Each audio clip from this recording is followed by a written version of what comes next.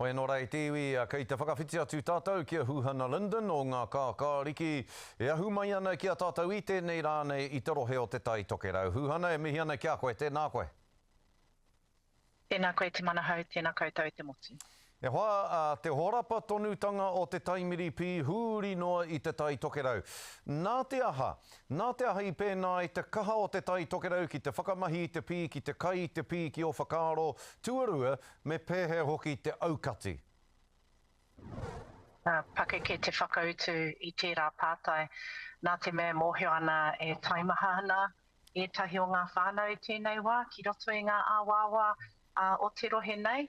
Horekau tēnei te mahi māma mō te tai tokerau anake.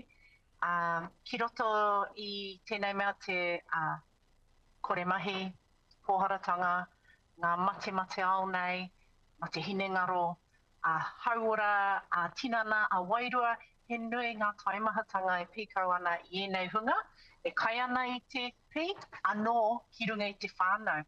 Nō reire, tikana ngā kōrero o te heamana a mane, horekau tēnei te mahi mā te pirihimana nahe, engari mā te hauora, mā te hāpori me tō tātou iwi e mahitahi hei oranga mō tātou katoa.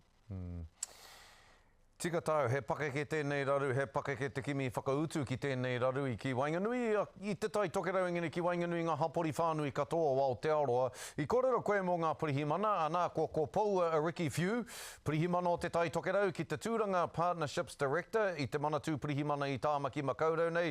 Hea ngā hua kua puta i ai ki ngā hapori o te tai tokerau i roto i ngā tau Huhana, i te mea, taku mōhio e hia ngā huru tau ia e mahi ana i roti te tai tokerau, hea ngā hua kua puta i aia? Uncle Ricky, he momo tangata. He rangatira ki roto i te hāpori, he kanohi kitea anō hoki. Ko ia tētahi, me he mea raru ana te tangata, ringi atu kia Papariki. Ko ia tētahi o ngā pirihimana, e puere ana ngā tatau i ngā wā katoa, kia Huhana, kia Wairoini. Engari, ona mahi hei whakapakari i ngā reanga e tū mai nei, rātau e kuhu mai ana ki roto i te pirihimana, me te arataki i te hunga pirihimana tauiwi Pākehā nei, me pēhea te mahitahi ki roto i te ao Māori. Ko ia ki mua mō ngā kaupapa mō te wiki o Waitangi, ki ngā kaupapa huhua Māori nei mō te tai tokerau no reira, nā runga i ngā mahi o Papa Paddy Few, ko Ricky tēnei, i nai nei, ko wai, ka whakaki i tōna tūranga. Koena te pātai nui, ākene pēr, he whiu anō, ka mahuta ake ki te whakakapi i te tūranga o Ricky Few. Pai hoki tō kororo mō Paddy Few, rei te maumahara hoki au ki tērā koraua tino pai rawa atu a Paddy Few.